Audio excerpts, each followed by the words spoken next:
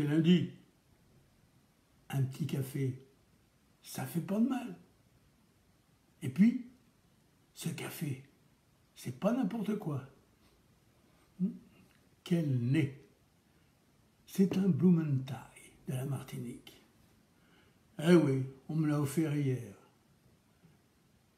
Eh bien, vous n'êtes pas avec moi, physiquement, mais vous êtes derrière la glace. Eh bien, je vous l'offre. Et je vais même dire plus. Si vous en avez l'occasion, goûtez ce café Blumenthal. Il est exceptionnel. Alors, bien sûr, le prix aussi. Mais pour les amateurs, goûtez-le. Alors, qu'est-ce que je vais vous proposer aujourd'hui? Nous avons fait le tour de la cuisson, des différentes cuissons. Nous y reviendrons maintenant au fur et à mesure des recettes. Je vous ai un petit peu tout expliqué.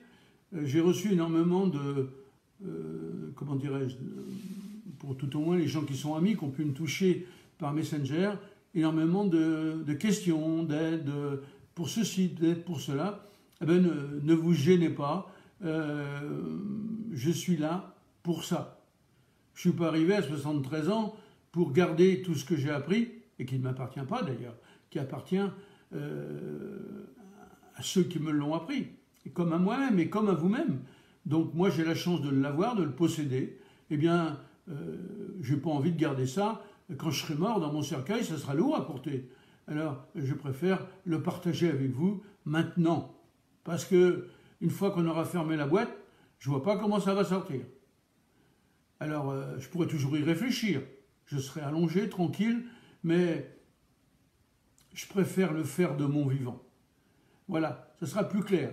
Et si vous avez des questions, je pourrai y répondre. Parce que si vous avez des questions quand je serai mort, ça ne pourra pas sortir de la boîte, mais ça ne pourra pas y rentrer non plus. Alors je deviendrai inutile. Mais j'aurai tout le temps de me reposer, ce que je ne fais pas à l'heure actuelle, ou tout au moins pas assez. Mais, vous savez, je suis toujours plein d'humour. Et j'ai toujours, en étant un peu vulgaire, une connerie à raconter. Alors, j'en profite, et ça veut dire que, c'est bon signe, ça veut dire que le moral est revenu. Alors profitez aussi de mon moral, parce que quand le moral est là, tout va. Alors de quoi je vais vous parler aujourd'hui? Eh bien, nous sommes à quelques jours du mois de février. Février, c'est un mois gourmand qui est placé sous le signe de la cuisine exotique. En effet, les produits exotiques, eh bien là-bas c'est l'été. Alors bien sûr, nous pouvons en profiter, et plus particulièrement que les mangues par exemple, qui sont exceptionnelles cette année, surtout les mangues de Brésil. Et c'est aussi la cuisine de l'amour, la Saint-Valentin. Alors je sais, une vieille croûte comme moi est mal placée pour vous parler d'amour. Il y a 60 ans, un peu moins, 50 ans, j'étais en plein boom. J'aurais pu vous en dire. Mais aujourd'hui, eh bien, je ne peux qu'y penser. Mais ceci dit, il y a tellement de formes d'amour. Eh bien, moi, l'amour, je l'ai mis dans la cuisine. Je l'ai mis dans le partage. Je l'ai mis dans la créativité. Je l'ai mis dans la recherche de l'excellence. Alors, c'est le moment de vous en faire profiter. Bien sûr, il y a les grands classiques de février. On va partager ensemble des bonnes recettes de crème pour la Chandeleur. C'est le moment ou jamais. On peut y rajouter d'ailleurs quelques épices et faire des crêpes exotiques.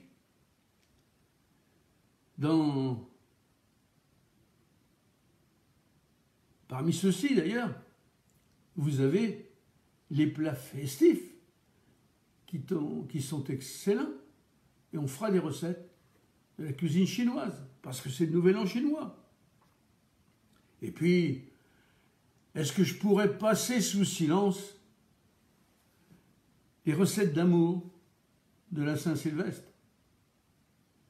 Parce que notre jeunesse, qui est notre futur, ont besoin aussi de parler d'amour, de s'aimer, puisque l'amour c'est un partage. Autant qu'il dure le plus longtemps possible, bien que par ces moments difficiles, on s'aperçoit que le nombre de divorces augmente de plus en plus. Mais ce n'est pas parce qu'on divorce qu'on ne peut pas retrouver l'amour.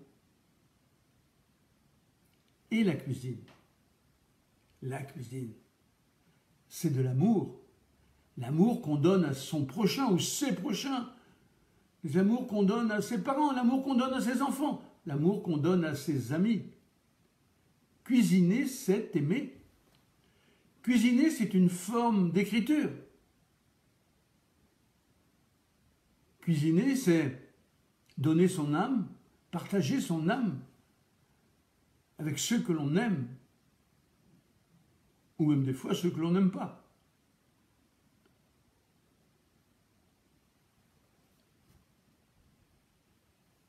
Mais nous sommes encore en hiver.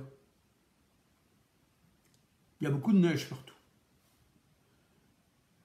Alors, il faut apprendre, il faut connaître, il faut maîtriser les ingrédients de l'hiver.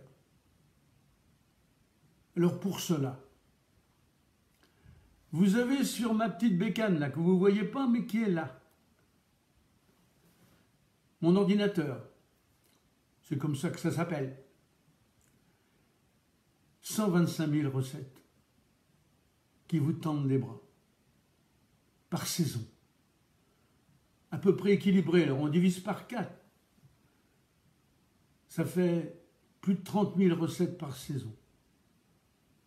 Alors, même si éventuellement il y en a un peu plus au printemps, en été et en automne, il y a de quoi satisfaire chacun d'entre vous.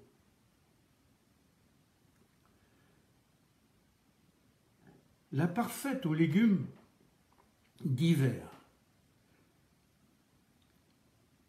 qu'on a sélectionnée dans ces recettes vont vous aider, vont vous apporter des idées nouvelles. Découvrir, j'en ai parlé la semaine dernière, les légumes oubliés, parce que c'était aussi valable au mois de janvier. C'est la saison de la famille des choux. Des choux géniaux, qu'ils soient marinés aux épices et aux aromates. Je vous ai dit la semaine dernière que c'était aussi la saison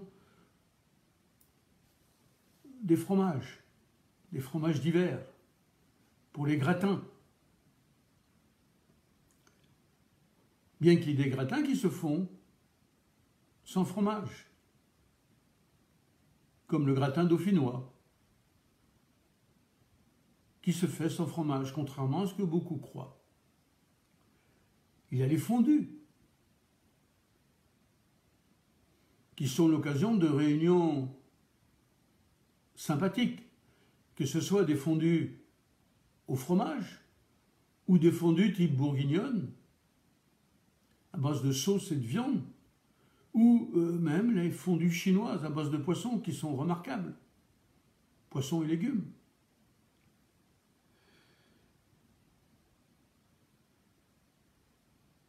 Les ragoûts.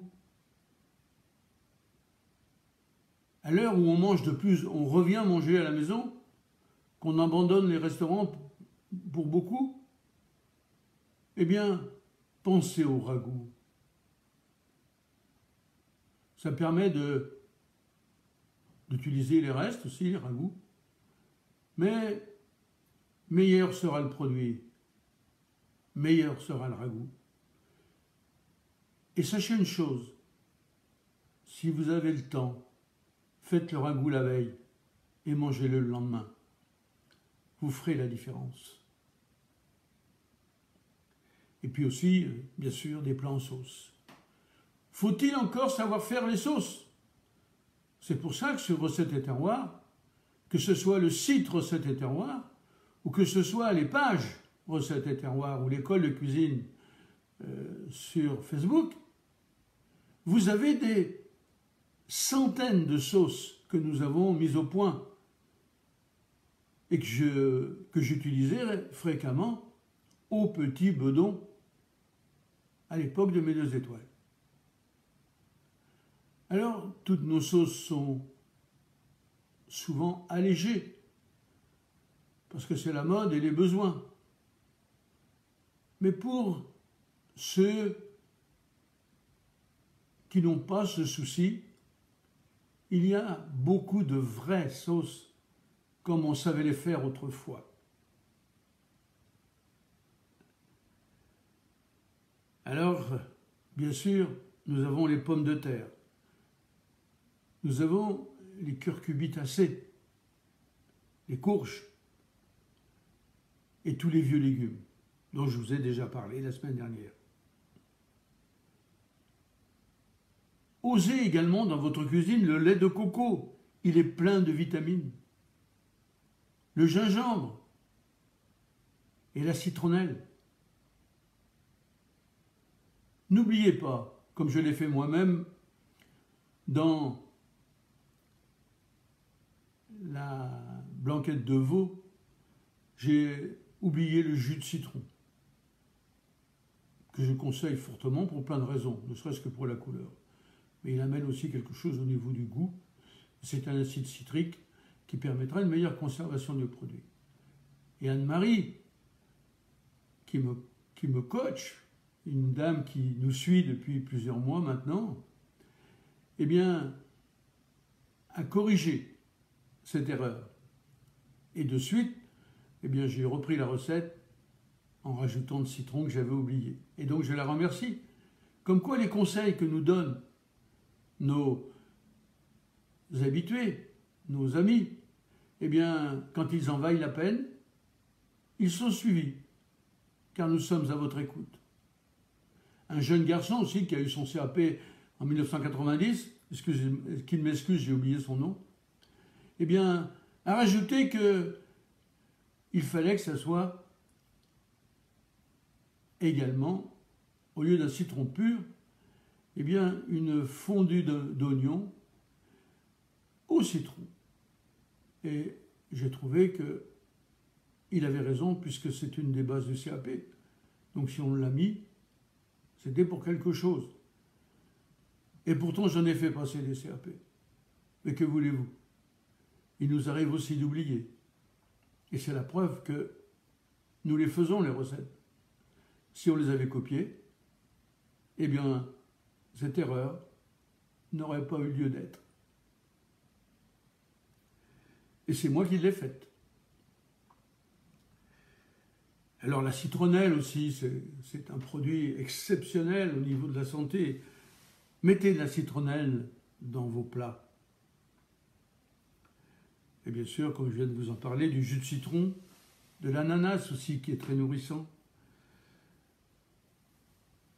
Et ça vous permettra d'avoir des plats un peu plus exotiques. Oh, ça ne sera pas encore de la cuisine de Bangkok, mais rien ne vous empêche d'aller voir les collègues que nous avons qui sont des spécialistes de cette cuisine. Et pour avoir testé cette cuisine, ces recettes, je peux vous dire qu'il y en a qui est excellente. Pour en revenir à nos moutons, pas pour m'endormir, bien que je sache compter le nombre de pattes d'un mouton dans un troupeau, mais nos moutons, c'est bientôt la Chandeleur. Et on va devoir pratiquer des crêpes, préparer des crêpes. Crêpes salées, sur lesquelles on dispose de la viande, du fromage, des légumes. Simple et convivial, au possible. Alors, les Bretons appellent ça des galettes. Nous, on appelle ça en général des crêpes. Mais c'est les Bretons qui ont raison. On devrait dire galettes. Les crêpes, c'est sucré, en principe. Mais pourquoi pas faire des galettes sucrées aussi? Voilà. Mais enfin, toujours est-il que nous allons préparer des galettes. Et pour la Saint-Valentin, je vous promets de vous sortir le grand jeu,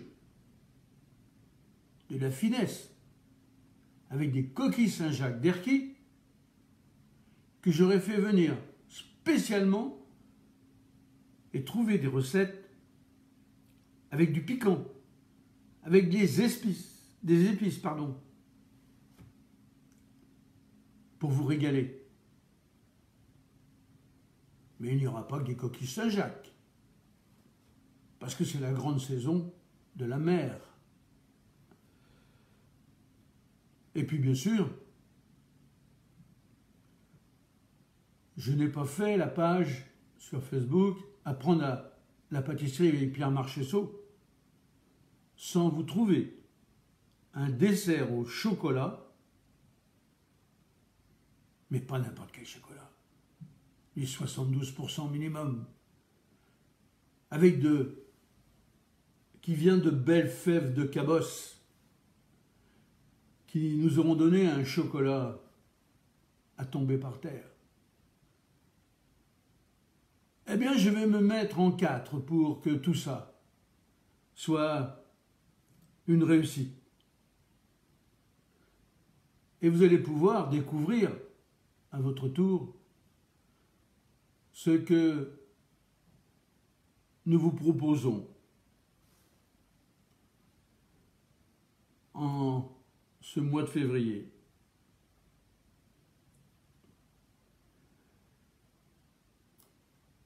Alors,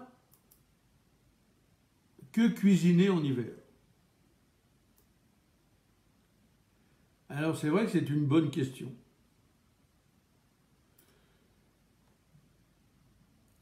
Et autant sortir des sentiers battus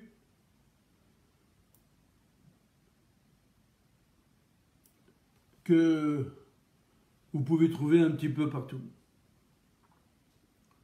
Alors bien sûr, des soupes, des gratins, des fondus, des raclettes, des tartes flambées, des tartiflettes, des cuissons de fromage au four. Mais aussi, c'est encore la période du foie gras, du gibier, des confits, des pot-au-feu, des ragoûts, mais aussi des salades d'hiver, des tartares coupés au couteau, des fruits de mer et des tas de tartes salées. D'ailleurs,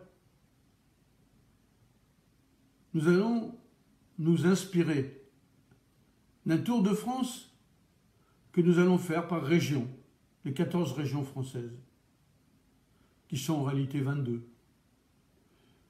Mais l'administratif qui nous dirige en a décidé autrement. Mais il y a quand même des choses bizarres. Quand on voit que l'Aquitaine démarre au bord de Loire, dans la région de Thouars, Bressuire, Cerizay, c'est-à-dire à 30 km d'Angers, et qu'elle va jusqu'aux Pyrénées, on se dit quelles sont les choses communes, à part le TGV et les autoroutes, à toutes ces régions que l'on doit traverser pour y arriver. Alors, ça me laisse sceptique, mais c'est comme ça.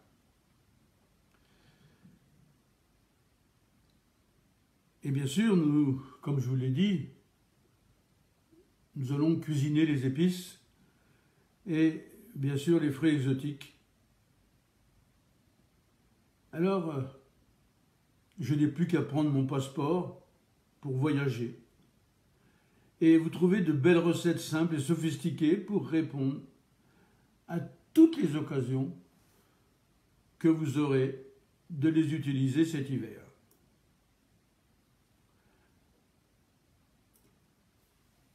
En hiver, certains pensent aux larges plats gratinés en sauce, aux terrines, au foie gras, au gibier.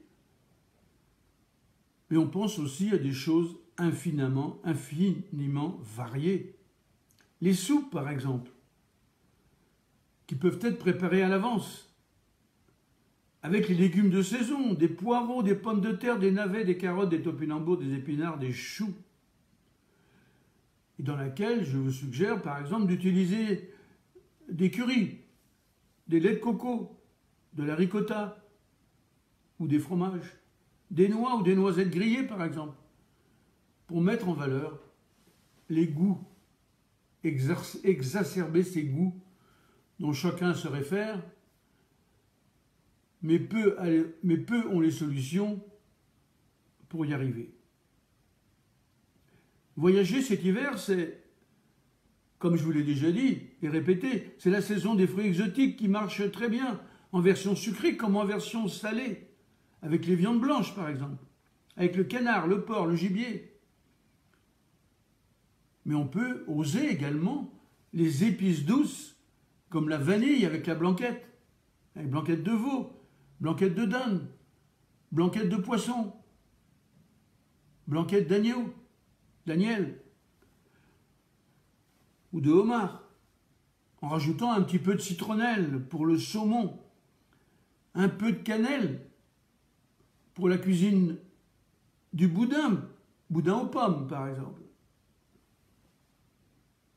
Toutes ces variantes, toutes ces subtilités donneront une autre dimension à votre cuisine. Et leur utilisation est du niveau d'une grenadine à l'eau. Il suffit de mettre la grenadine, de mettre de l'eau, un peu de glaçon, et c'est terminé. Eh bien, ce que je vous dis là, c'est des saupoudrages. Mais des saupoudrages de produits qui donneront à votre cuisine un air de nouveauté, du plaisir et de la joie de vivre. Quant aux salades, il ne faut pas qu'elles vous effraient. On peut très bien aussi utiliser les chicons, les endives au jambon, c'est un délice. Mais faire aussi une salade d'endives avec de la poire et des noix et du roquefort. D'abord, ça vous apportera beaucoup de vitamines et un bon moment de détente sympathique à l'heure du déjeuner. N'oublions pas les tartes salées, les quiches, qui se déclinent chaque semaine pour arriver au bout de l'hiver, chaque fois différentes, chaque fois surprenantes, mais toujours délicieuses. On me parle de la quiche Lorraine, remarquable. Bien faite, c'est un délice. Mais si on remplace les lardons par de l'andouille de Vire, ou tous ces saucissons qui sont délicieux, ou ces saucisses comme la saucisse de Morteau, eh bien, là aussi, ce sont des variantes qui apportent, par le talent des produits que vous aurez achetés chez le charcutier j'ai dit, un vrai, des produits d'exception qui amènent en bouche un plaisir, des saveurs, une volupté et une découverte aussi. Et chaque région de France a ses produits. Prenez le boudin, par exemple, dans une salade. Vous avez les boudins du Perche, boudins de Mortagne, remarquables. Vous avez aussi les boudins des Ardennes. Vous avez les boudins normands. Tous les pays où il y a du bon cochon, il y a du bon boudin. Et pareil pour d'autres produits.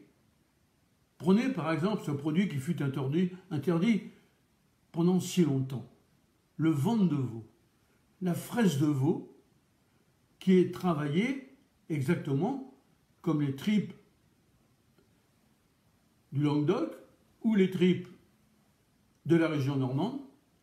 Eh bien, il existe un ventre de veau qui est délicieux.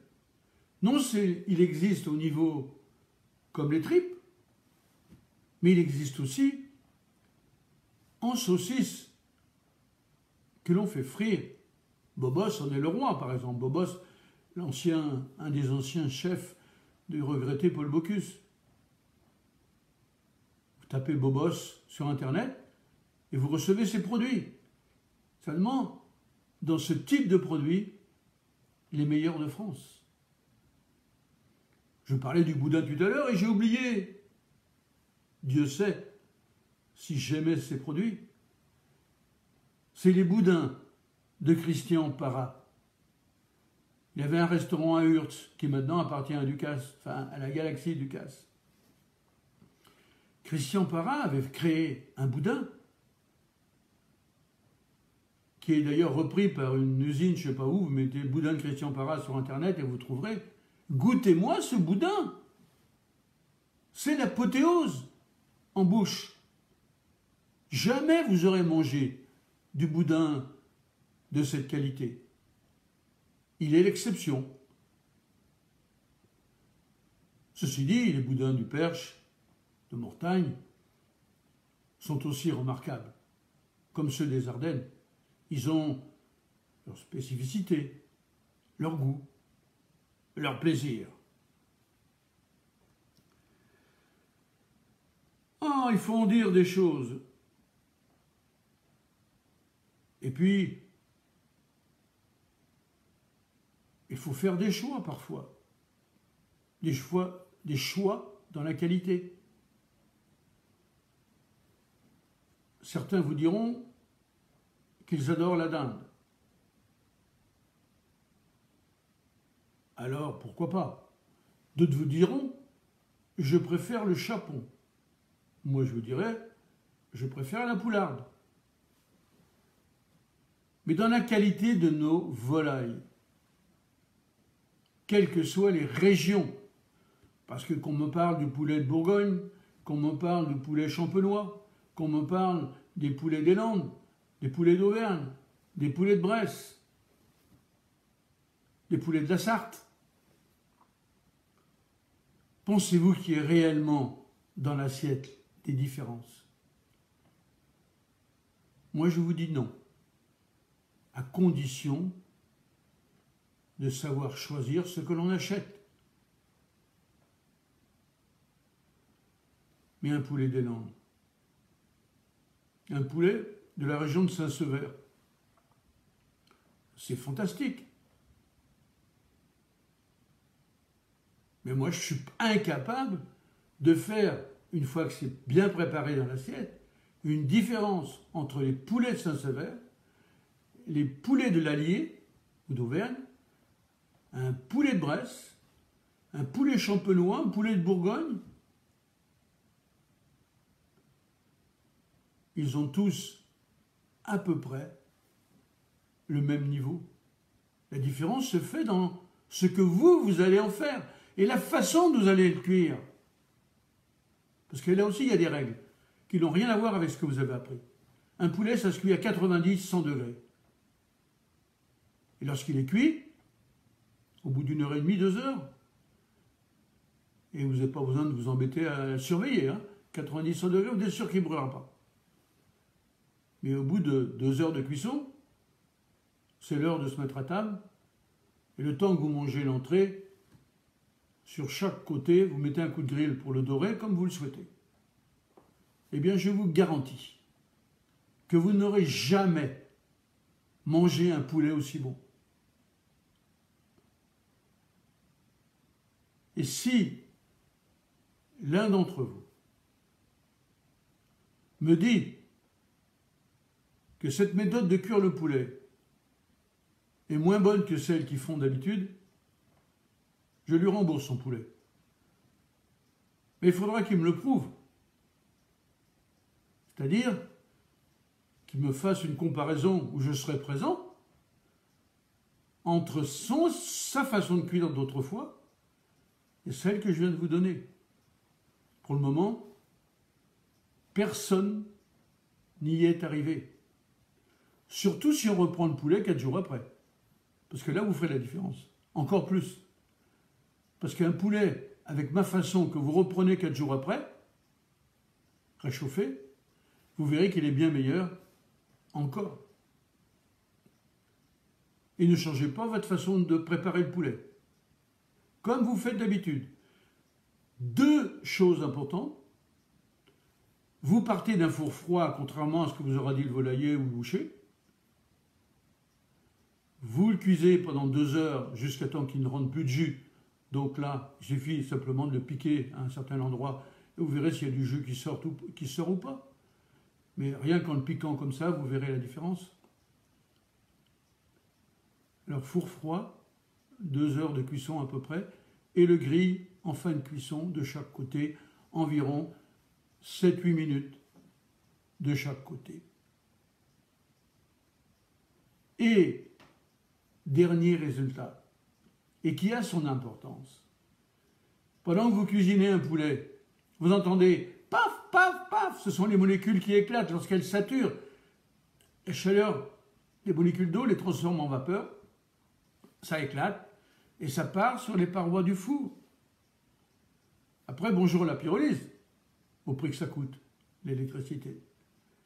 Mais pas bonjour la pyrolyse. Si vous n'avez pas la pyrolyse, bonjour l'huile de coude. Ou alors vous avez pris soin de le mettre dans une cocotte. Mais la cocotte, il faudra la nettoyer de la même façon. Avec mon procédé, une éponge humide et un chiffon sec, et le four est propre. Le plat n'est pas sale. On le met dans ce qu'on appelle la sole du four, et ça suffit. Alors, je vous conseille d'essayer. Alors avant de prendre une nouvelle pause, parce que j'ai encore mangé l'horaire, pour les viandes rouges, eh bien, on va penser à faire par exemple des viandes rossignées, la sauce marchand de vin, la sauce grand veneur, le fameux beurre maître d'hôtel, qui peuvent les unes et les autres s'utiliser de multiples façons. La sauce marchand de vin, par exemple, peut se faire avec du vin blanc, avec du vin rouge ou avec du champagne, avec du vin acide ou du vin sucré. Enfin sucré, j'aime pas ce mot d'ailleurs.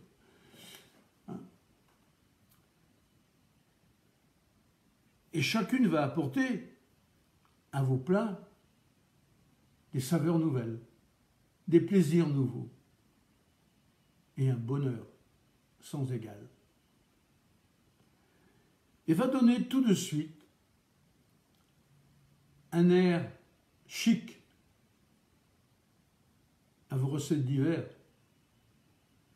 Moi, je me souviens, il y a quelques jours, après Noël, il me restait un poulet. Eh bien, je l'ai fait avec des herbes,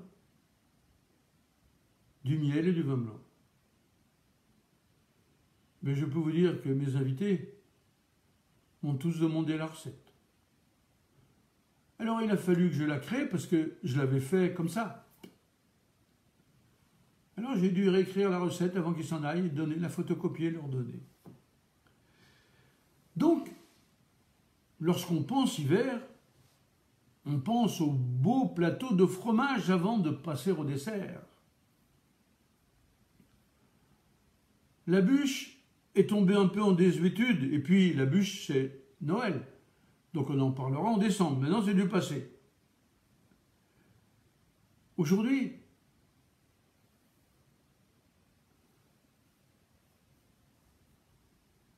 Les desserts sont exotiques, légers, parfumés, aux épices.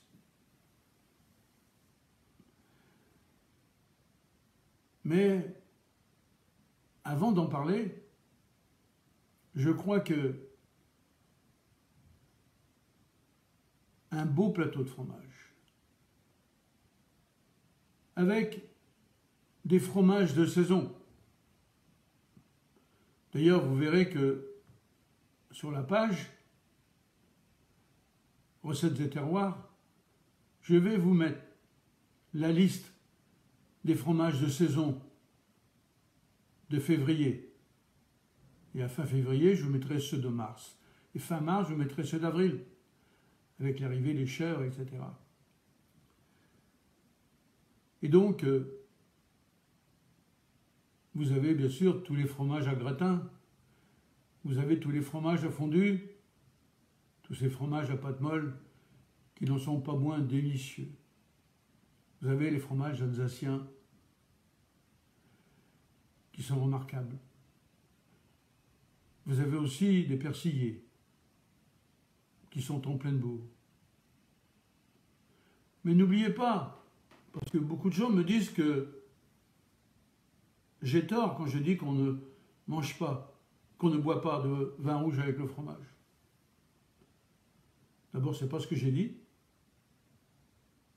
et je vais vous le répéter là. Avec les fromages, on boit du vin blanc. Seule exception, avec le Saint-Nectaire, où le fromage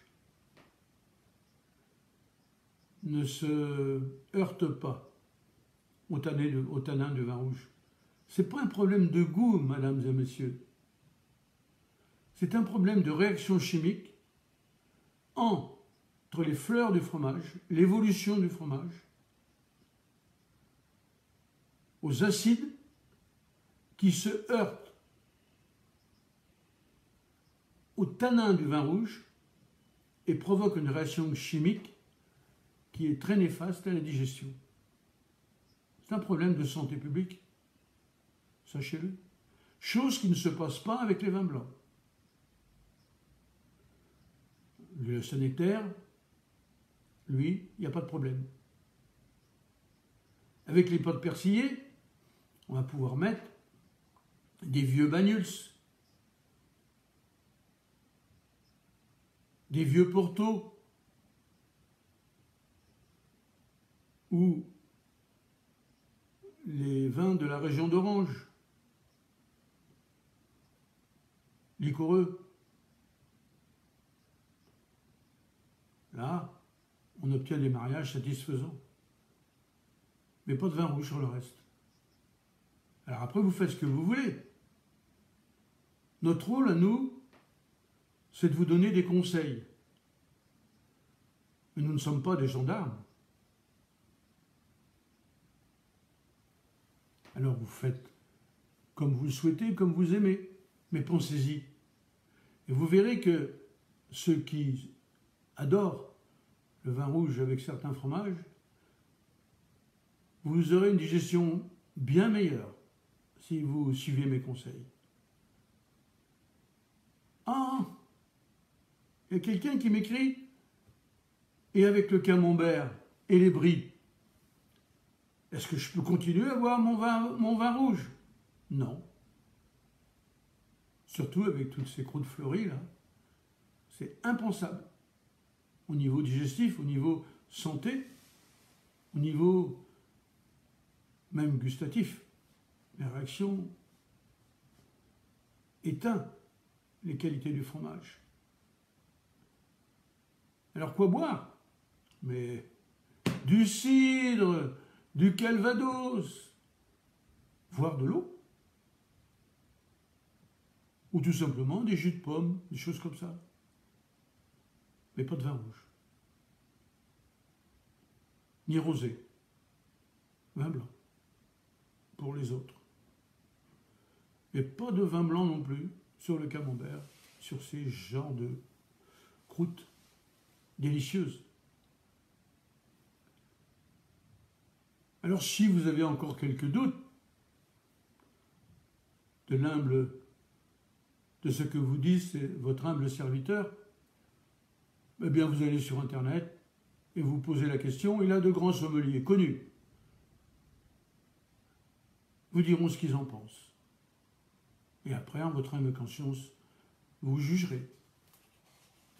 Nous sommes là pour donner des conseils, surtout pas des ordres. D'ailleurs, vous en ferez ce que vous voudrez. Si on vous donnait des ordres, on ne vous reverrait pas. On essaie simplement de dire pourquoi on vous dit ça. Ok? Bien. Alors, nous allons passer au dessert, parce que c'est ce que beaucoup attendent avant de voir la recette. Donc, des produits de dessert exotiques, légers, parfumés, dans lesquels on peut intégrer des épices. Le chocolat. Alors évidemment, le chocolat, lui, on est tranquille. Il plaît en toute saison, aussi bien l'été que l'hiver, aussi bien l'automne qu'au printemps.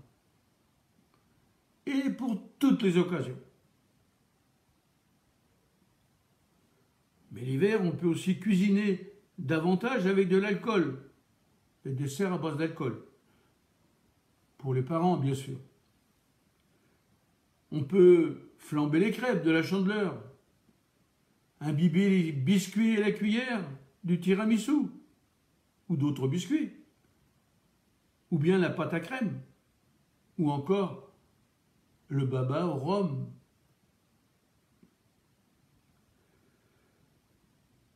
Alors, chers amis, après avoir passé de belles fêtes de Noël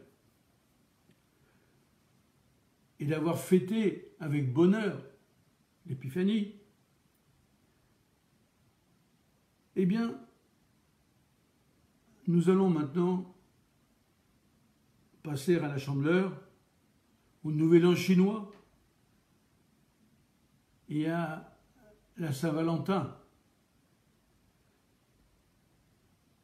En mars, nous continuerons sur cette lancée parce qu'à part les fêtes personnelles, il n'y a pas de grandes choses à fêter.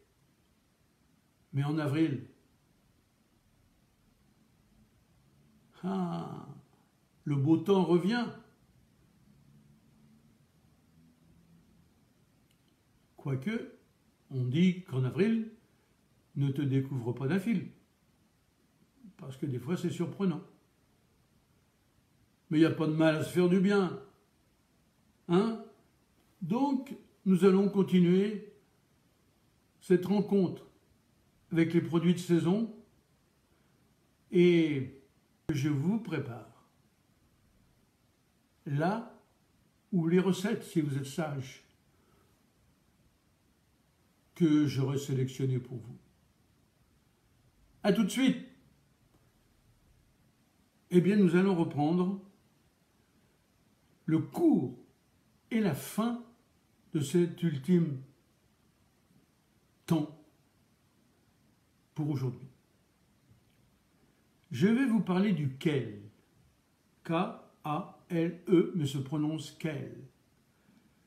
Il appartient à la famille des choux. Le kale est également un superbe aliment et superbe à intégrer dès maintenant dans son alimentation.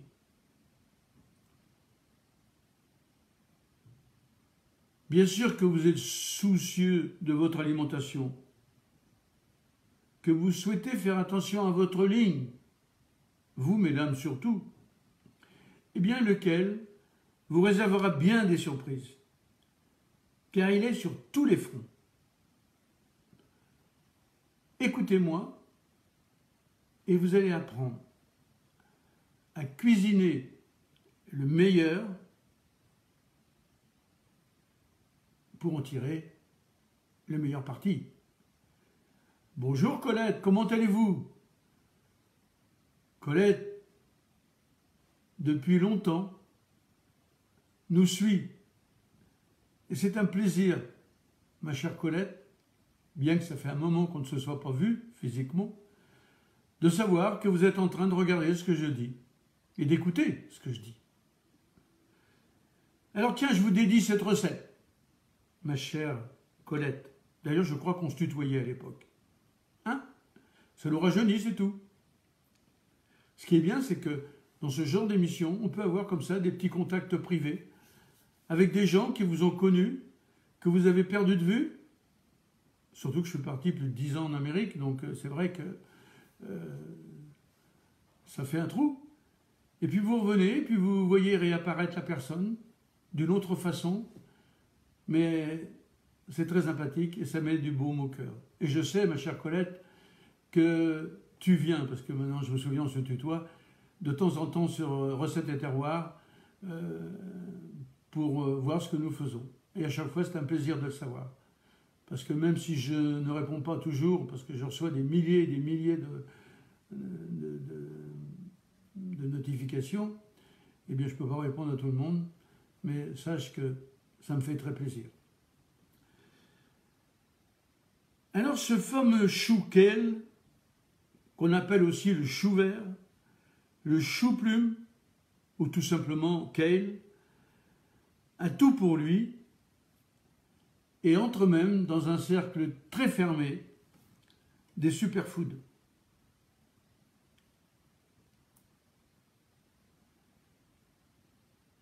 Alors comme je vous disais, il s'écrit kale, K-A-L-E, mais se prononce kale, K-A-Y-L-E.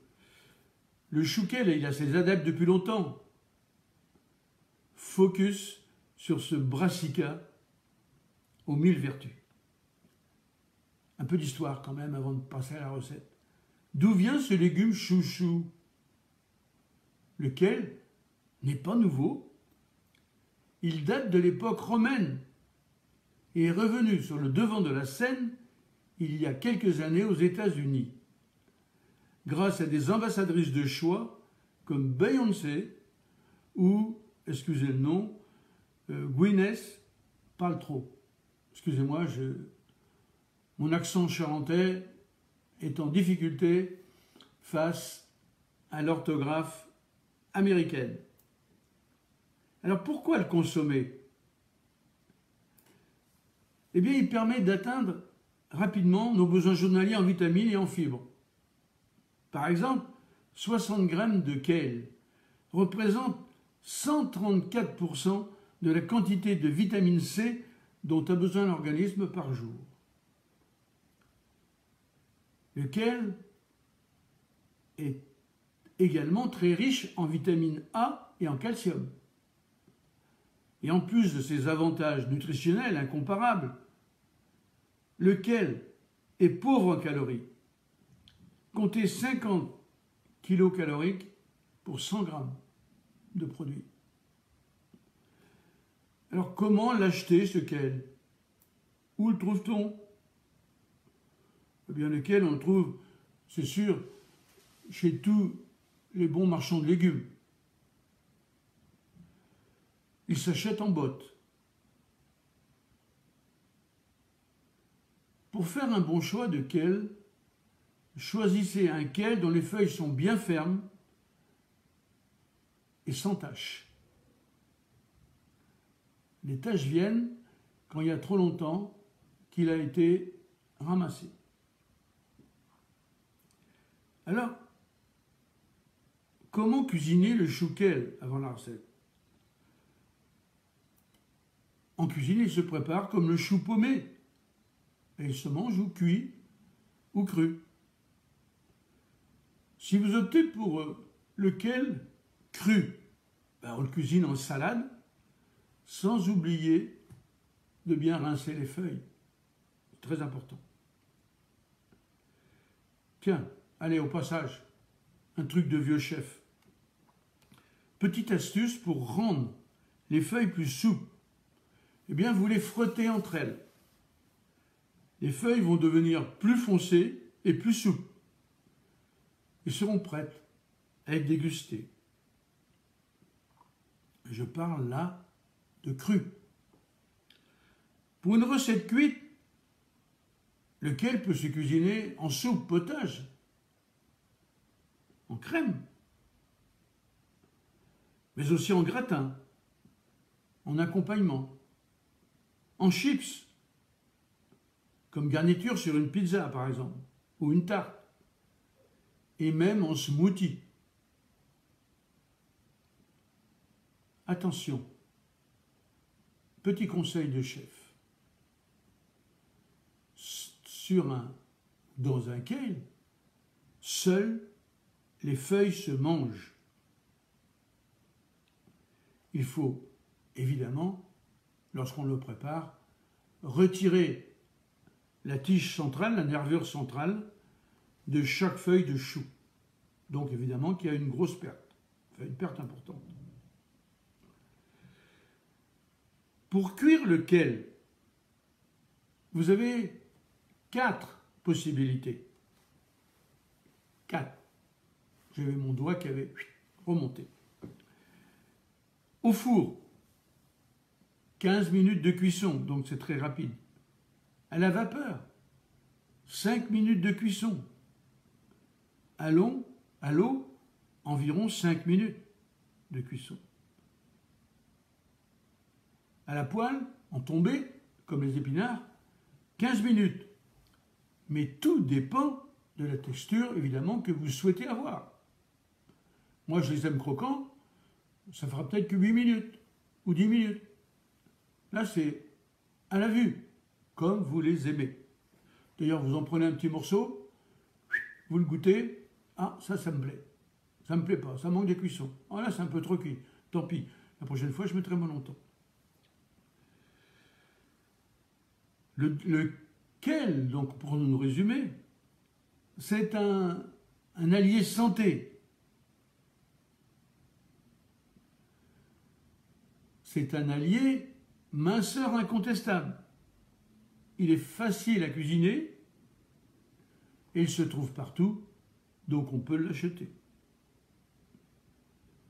Côté saveur, on pourrait dire que ce goût s'apparente à celui du chou, légèrement plus marqué. Par contre, il a un avantage sur le chou, c'est qu'il ne fermente pas à la cuisson. Donc fini les ballonnements et les gaz. Donc, pour ceux qui en souffrent, c'est une solution. Alors, comme je vous ai dit, je vous ai sélectionné pour une recette de kale. Si elle vous plaît, vous me le direz et je vous en remettrai d'autres sur les pages. Recette simple et rapide. Elles s'adapteront à merveille à votre routine culinaire.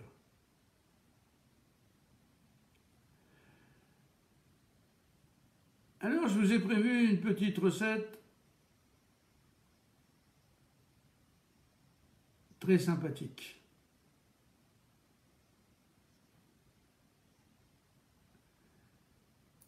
C'est une salade à base de smoothie d'avocat, de pommes, de tartare de maquereau et de granola croustillant de choux.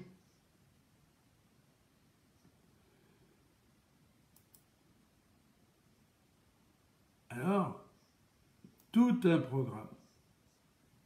Vous la retrouverez d'ailleurs sur mes pages. Cette recette de smoothie d'avocat et pommes tartare de maquereau et pommes et tartare de maquereau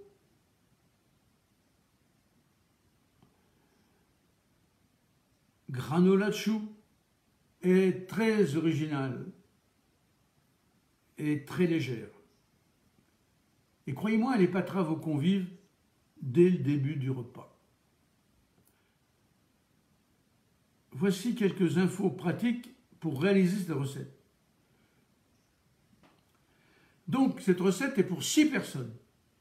Temps de préparation, comptez 1 heure, surtout au début. Temps de cuisson, 40 minutes. Degré de difficulté, c'est comme bonjour, elle est super facile. Et au niveau du coût, j'y mettrai 2 €. Bien sûr que ce n'est pas le prix de la recette, mais vous savez, 2 €, c'est représenté par un espèce de truc, là, on dirait un E, voilà le E de euro, eh bien, 1, ça veut dire ridiculement bas, 2, pas cher, très abordable, 3, un peu plus cher, et je mets jusqu'à, par exemple, pour les civelles ou les truffes blanches d'Albin, là je monte à 10. Ça veut dire très, très, très, très, très cher. Mais là, vous voyez, il suffit, là je mets 2 euros. Ce qui fait un plat autour de 1,50 à 2 euros, effectivement, par personne, quoi. Alors, pour mes ingrédients, alors sachez que les ingrédients sont toujours donnés par rapport à la quantité dont on a besoin, hein, et l'ensemble de la recette. Voilà. Alors, 3 filets de maquereau frais sans arête. 6 avocats bien mûrs. Prenez du brésilien. Il est excellent, il est gros. J'adore cet avocat. Un concombre. Une pomme verte granny. Vous savez, les pommes vertes, là, un peu acides. Un radis noir. Une betterave shioga. Un jus de 2 citrons jaunes, bio. 6 cuillères à soupe d'huile d'olive. Mais de la vraie, de la bonne. Cette huile d'olive un peu piquante. Extra. Elle va apporter à votre plat une dimension, une saveur qui va rester en bouche et vous préparera au plat suivant. Et 2 cuillères à café de curry madras. Maintenant pour la granola. 100 g d'amandes concassées. 100 g de cerneau de noix concassés. 100 g de noisettes concassées. 100 g de graines de lin moulues. Formidable la graine de lin pour la digestion. Ça apporte plein de choses. 100 g de graines de courge concassées. 100 g de graines de tournesol concassées. 2 cuillères à soupe de gomasio. 5 cuillères à soupe d'huile de coco. 2 cuillères à soupe de sirop d'érable et un chouquet. Alors déjà, vous apercevez que 80% ou 90% de la recette de la granola, graines, ce sont des graines, avec tout ce que les graines apportent à l'organisme et que l'organisme recherche, dont il a besoin, car tout ce qu'il prend dans les aliments qu'on lui apporte, il n'a pas à les fabriquer. Et donc il ne se fatigue pas.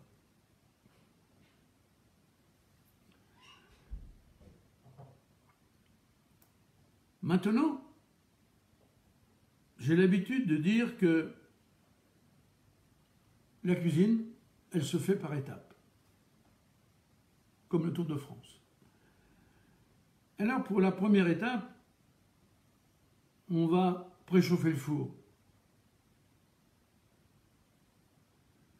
à 100 degrés.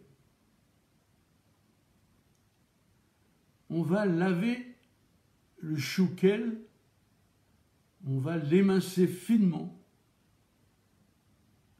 et on va enrober les lamelles d'huile de coco. Et on va le mettre sur une plaque de cuisson ou un plat rectangulaire. On va y déposer le chou et on va le faire sécher pendant 20 minutes avec de la chaleur tournante. Pour la troisième étape, on va mélanger tous les oléagineux et les graines dans un saladier. on va y rajouter l'huile de coco, le sirop d'érable et le gomasio. Et on va l'ajouter, on va rajouter aux feuilles de chouquel. On va bien mélanger et on va le remettre 20 minutes à cuire en conservant cette température de 100 degrés. Si vous estimez que ce n'est pas assez cuit, eh bien, au lieu de 20 minutes, vous mettrez 30 minutes. Mais ne dépassez pas la température. Ensuite, vous sortez la plaque du four et vous les laissez refroidir à l'air libre. Maintenant, nous avons besoin de réaliser la salade. Alors, on va tailler les filets de maquereau en petits dés. Et on va ajouter une cuillère à soupe d'huile d'olive et on va les réserver au frais. On va les faire des gros comme mon ongle là. Vous voyez, grosso modo 1 cm carré, 1 cm cube.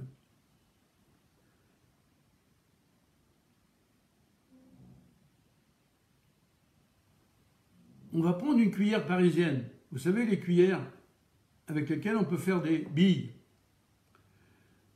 Et on va faire de petites billes dans le radis noir, dans les 2 avocats, dans le concombre et la pomme verte. Et là encore, on réserve au frais. On va couper le reste des avocats en 2. On va enlever le noyau et on va ressortir la pulpe. Et dans la cuve du blender, on va mixer la pulpe d'avocat, les parures de pommes vertes, les parures du concombre et le jus d'un citron jaune. Et bien sûr, n'oubliez pas également d'utiliser, lorsqu'on fait des billes, il y a toute une partie qu'on n'utilise pas. Eh bien, vous utilisez cette partie-là pour ne pas qu'elle soit perdue. Et on va mixer jusqu'à l'obtention d'une texture lisse et onctueuse, goûteuse. Vous savez, celle, lorsqu'on la met dans le saladier, où le premier réflexe qu'on a, c'est de faire « ok ?» Eh bien, c'est un réflexe sain. Ça veut dire que l'œil a vu que normalement, c'était exactement ce qu'il fallait. Si ce n'est pas comme ça doit être, vous n'aurez pas envie de plonger votre doigt. Vous n'avez jamais remarqué ça? Ben, vous verrez. Faites l'expérience. Vous prenez un saladier et vous mélangez à l'intérieur le jus d'un citron jaune avec l'huile d'olive et le curry de madras. On va fouetter énergiquement jusqu'une émulsion se forme.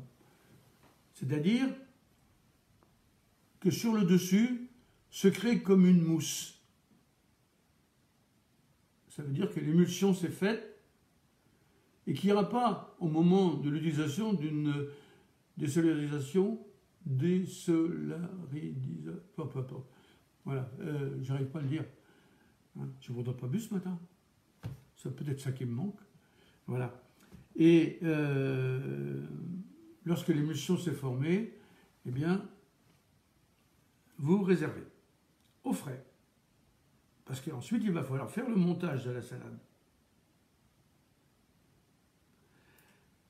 Vous prenez une mandoline. Ah oui, il faut des outils pour faire la cuisine. Une mandoline, c'est pour tailler finement. Et on va tailler très finement la betterave Chioggia dans la largeur.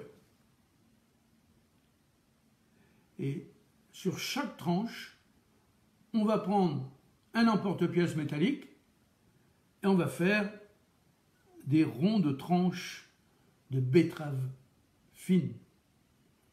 En effet, sachez que plus les betteraves, excusez-moi, plus la betterave est fine, meilleure et la betterave. Et nous allons passer, avec tous ces ingrédients qui m'entourent, à la réalisation et au dressage des assiettes. Au centre, vous allez mettre un emporte-pièce et y déposer le smoothie d'avocat à l'intérieur.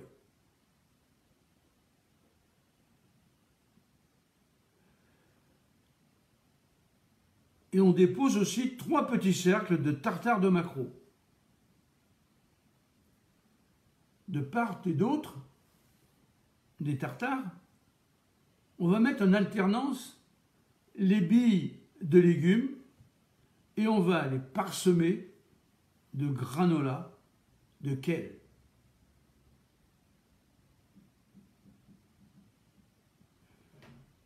Croyez-moi que ça a de la gueule.